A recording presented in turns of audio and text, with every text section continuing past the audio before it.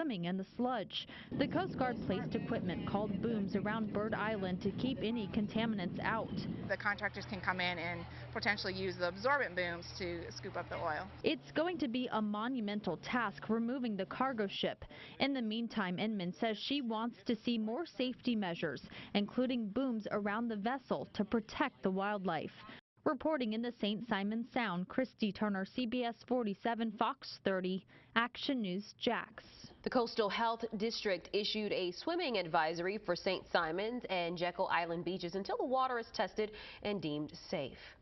With oil, sea otters and sea birds are most at risk. Even death is a possibility. If oil reaches land, then snails, clams, and land animals could also be at risk. Now, it also depends on the type of oil. There are two kinds, light and heavy. Light is gasoline and diesel fuel coming from those cars inside the ship. It evaporates quickly, so it doesn't stay in the environment for longer than a few days. But heavy oils, like the kind used to fuel ships, can stay for years. When an animal comes into contact with oil, don't try to capture it. Instead, contact wildlife officials. In most cases, a mammal rehab center would be set up nearby to care for them. Action News Jax is staying on top of this story as it continues to develop. We'll be there Thursday when the channel should open back up to traffic, and you can stay updated on actionnewsjax.com or the Action News Jax app. All right, following breaking news right now, somebody was hit by a car and sent to the hospital tonight. This is a live look at where that happened. This is Normandy Boulevard near Hurlong Recreational Airport near 295. Jacksonville Fire and Rescue took them again to the hospital. We've not heard how bad the injuries are. So stay with Action News Jax as we continue to learn more. We'll update you right here and on actionnewsjax.com. Right now, everyone on high alert as hurricane season continues. Not even a week removed from Dorian. First Alert Chief Meteorologist Mike Burrish tracking something brewing in the tropics. Yeah, a couple of disturbances, but one in particular that's closer to home near the Bahamas, flared up with thunderstorms today. It is still poorly organized, not really in an area overly conducive for development for the moment, but it will bring some heavy rain to the Bahamas, including the northern Bahamas, so hard hit by Dorian during the past week. This heavy rain moves in tomorrow and continues on and off, so not good news really for the northern Bahamas, although it does not look like there'll otherwise be significant development until perhaps the Florida Straits or the Gulf of Mexico. I'll show you those potential tracks in the First Alert forecast on what is the peak of the hurricane season today in just a few minutes. The Jacksonville Beach community has a new fire department. At a Jacksonville City Council meeting tonight, council members voted unanimously to let Jacksonville Fire and Rescue take over the Jacksonville Beach Fire Department. Jacksonville Beach has had its own department since 1890. Action News Jax first told you in May when the city of Jacksonville Beach approved that merger.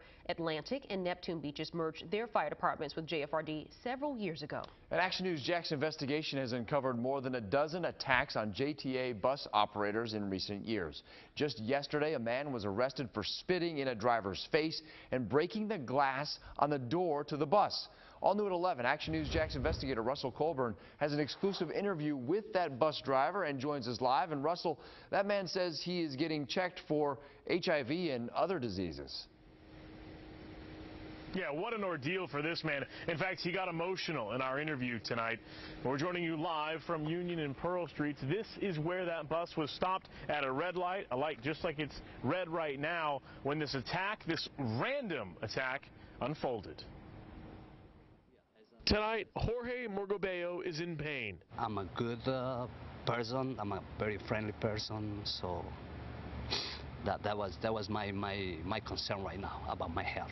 This is not the actual bus, but JTA said the suspect came in, spit in the driver's face through this window, then came around for some reason and broke the front door glass. This picture shows the broken glass on the bus door, and both Morgobeo and one of the roughly 8 passengers on the bus shot video of the suspect, Vincent Carter, walking away. Morgobeo says Carter also grabbed a brick and threatened him before leaving the area. Do you fear for your life? Yes. In a statement, JTA said in part, it takes the safety and security of our bus operators and customers extremely seriously. Back in May, Action News Jax told you JTA is installing protective shields for its drivers for its entire fleet. They say rarely do these attacks get physical, but the JTA operators have been verbally or physically attacked more than a dozen times since 2014. I can't sleep right now. I can sleep very good. because I'm telling you, it's very scary. Tonight, Morgobeo says his main concern is his health. Maybe the guy, he was on spit in my face, maybe he's infected with HIV or some of this. I'm scared of these things. And JTA also noted improvements to its closed-circuit TV network for safety. They actually sent us a list of improvements. You can break them all down on ActionNewsJax.com. Live downtown, Russell Colburn, CBS47 Fox 30, Action News Jax. A quick point of clarification, you cannot get HIV from saliva. A 7-year-old Jacksonville boy used his Disney vacation savings to feed Dorian evacuees in South Carolina. Jermaine Bell's selfless acts are inspiring people around the country. Today, Action News Jax got an exclusive sit-down with Bell to hear about his next act of service. He's a Disney fanatic, but when he heard about Dorian's devastation, he wanted to help. And while visiting his grandmother in South Carolina, he used all the money he saved up to buy hot dogs, bags of chips, and bottled water for evacuees passing through. That money was supposed to get him to Disney. Well, again, Disney got word of all this. They surprised him on his birthday this past Sunday with a trip for later this month. And I wanted to be generous and live to give so they could have something to eat.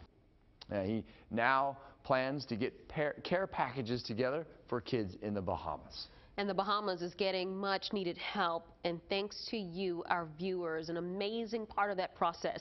Thank you so much to everyone who donated to the Action News Jax Family Focus and News 104.5 WOKV Bahamas Relief Effort. 99,440 pounds of donations were collected among 6 large moving trucks. That's equivalent to 50 tons. Those supplies will now be shipped to Grand Bahama Island next week. The Yelp community of Jacksonville also collected donations for families in the Bahamas today. They met at Colhane's Irish Pub near Tinseltown on the south side for a Yelp Elite event where they gathered items like water, baby supplies, and pet food. Our group is a really helpful group, and they like to help the community, and we're always looking for ways to help other people, and we thought this was a great way. And they had fun while doing it. The items will be sent to the Bahamas in the next few days. From Action News Jax, first with our Chief Meteorologist Mike Burrish. We have tropical disturbances lined up here across the Atlantic. Check of the tropics, and when we get a little bit of much-needed rain in some spots in your first alert forecast after the break. Still to come on Action News Jax at 11, improvements could be coming to a major road in Jacksonville, the changes that should keep your family safe. Tonight on Colbert. While Bolton is leaving, his mustache is staying on as Stephen Miller's new hairpiece. Plus, meanwhile, all new tonight.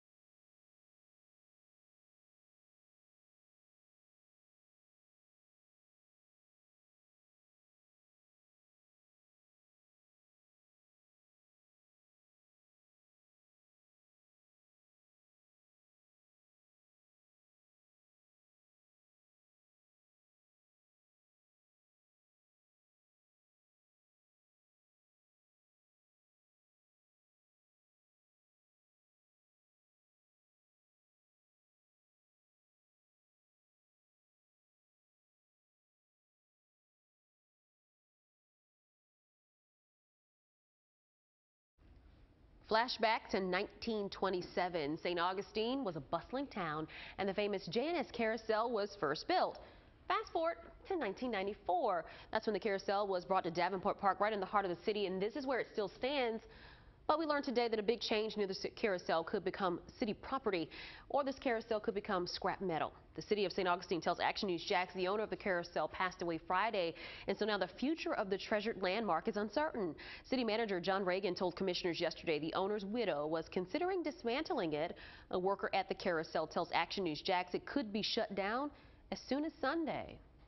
And it's one of the only ones around, so I hope that they could save the carousel. The city wants to keep the carousel running, but wants to be respectful of the owner's family as they discuss its future.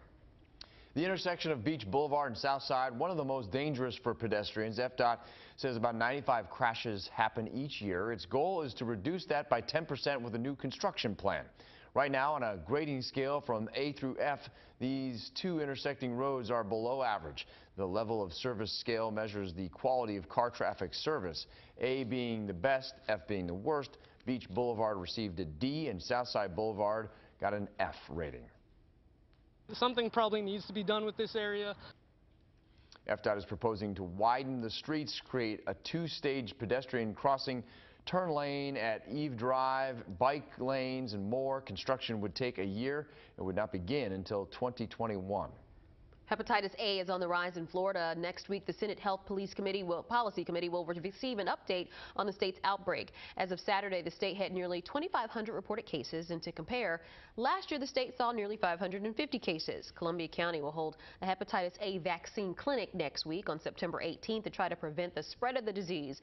Details can be found on actionnewsjax.com. 2 law enforcement agencies in Brunswick are getting some help from the Department of Justice. The Glynn County and Brunswick police departments will share a nearly $55,000 grant to improve safety in the area. The money will be used to install a surveillance system for the Brunswick and Glynn County area. All right, take a look at this picture. This American bald eagle was found hurt today at Dial Cemetery in Lake Butler. A Bradford County Sheriff's Office sergeant spotted the bird with its wings spread out but unable to move. FWC took the eagle to U.S. College of Veterinary Medicine, where it will be cared for and undergo rehab. We hope to get better. The sergeant tells Action News Jax he plans to follow the bird's progress. Tomorrow will mark 18 years since the horrific attack on 9/11. That day changed the country forever. Throughout our area tomorrow, we will be following a range of different ways that we will be honoring the lives lost that day. Naval Station Mayport will hold a flag raising on base at 8 a.m. to honor victims. St. Augustine will hold its annual ceremony of remembrance at the main fire station at 8:30. Beach's Chapel School will host a Patriot Day breakfast for first responders and military members. A full list of events can be found on actionnewsjax.com. Students at Nice High School got a scare today after going on lockdown. Happened around 3 this afternoon. The St. Johns County Sheriff's Office tells Action News Jax that a man was seen climbing up a fence at the school. Turned out to be a coach who was locked out, and there were no threats. Now certified Jacksonville's most accurate weather forecast. Action News Jax First Alert Weather. Well, at the peak of the hurricane season, we're typically wave watching, and today and this evening would be no exception. About 75% of the time on September 1st, going back to the mid-1800s, we have at least one named storm in the Atlantic Basin. And we did this morning. We had Gabrielle over the North Atlantic, which has since become post-tropical or extratropical, so no longer a tropical system. But here's a wave over the eastern or very near the eastern Bahamas. A lot of thunderstorm activity. There's plenty of shear here from southwest to northeast. You see the cloud tops on these storms kind of moving off to the north and east. So it's poorly organized for the moment, but as it moves west-northwestbound, it certainly bears watching through the Florida Straits and then into the Gulf of Mexico. There should be little significant development in the short term. But later in the week, the weekend into early next week is when we really have to especially monitor that area from the Florida Straits on up into the Gulf of Mexico. There's another wave behind it over the central Atlantic, and then yet another one coming off the coast of Africa. Those are more slowly moving westbound and would be a while before they'd be any threat, but they have the potential to become named storms. And then we have the disturbance over the Bahamas. It looks like it heads through either far south Florida or the Florida Straits. Then it's into the Gulf of Mexico. So the area from the upper Texas coast to New Orleans, Biloxi, Mobile, and perhaps the Florida Panhandle. Need to stay up to date on the latest forecast, or if you're traveling west from Jacksonville, it looks like for our local area, primarily the impact would be a surge of tropical moisture northward up the peninsula, which would give us a little extra rainfall. 5-sweep first alert Doppler HD, though, is quiet this evening, and it'll be a warm, humid start tomorrow morning. Temperatures in the 70s by 9 a.m. We're up close to 80 degrees. By noon, we're into the 80s, but with that onshore east wind, don't be at all surprised tomorrow if you catch a quick shower. It's not going to last long, not anything real heavy or widespread, though briefly there could be some heavier rain. It wouldn't last very long. But notice the temperatures only, dare I say, in the 80s. So it looks like we finally break the streak of 90-degree days tomorrow.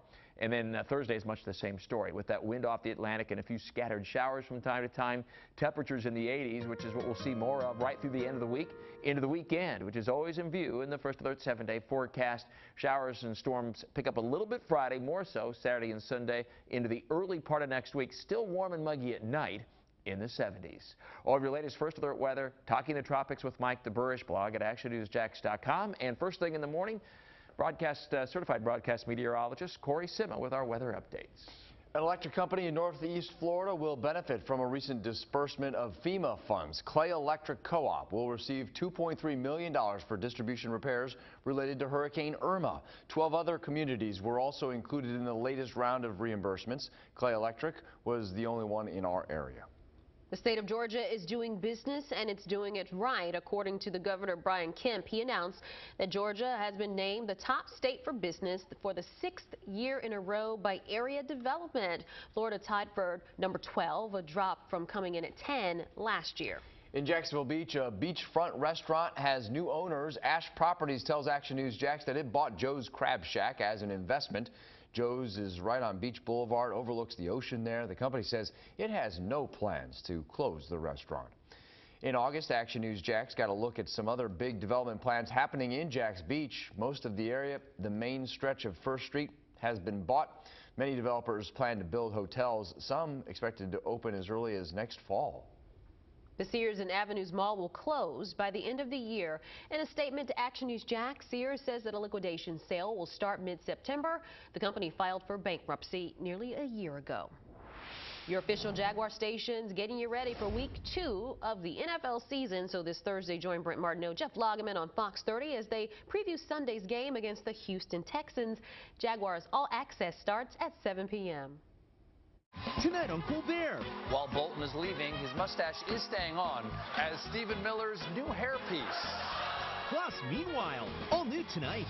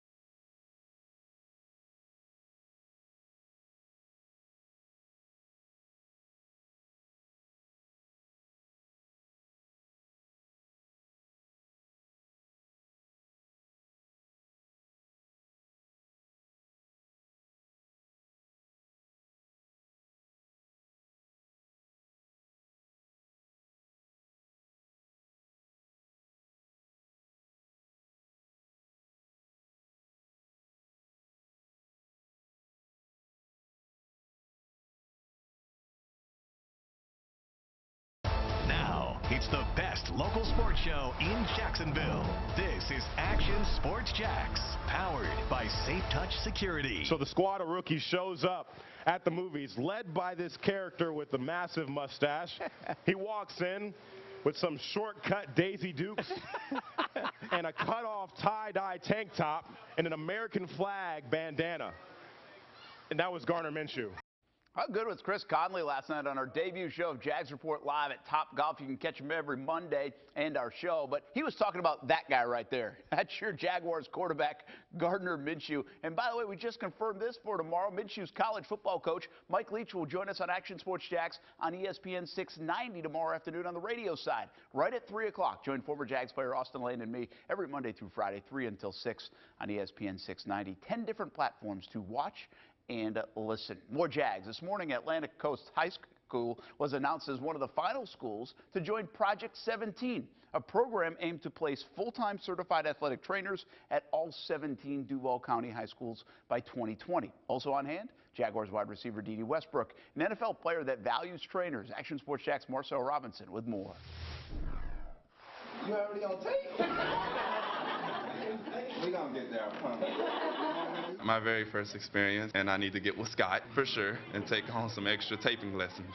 Jaguars wide receiver Dede Westbrook tried his hand on the opposite end of the trainer's table earlier, but also spoke with students this morning about the importance of having athletic trainers available on hand. Growing up, you know, we're always, if you get hit or you get hurt, you're not tough enough for this game, you know, and so from that point forward, we're always taught to be on opposite side of the trainer staffs, you know, and obviously us getting on the same page and clicking together, that's how you go and play in those big games. Dede Westbrook also explained the importance of the relationship between high school athlete and trainer, and he did so by recounting a nearly catastrophic injury that happened to him on the field just like this.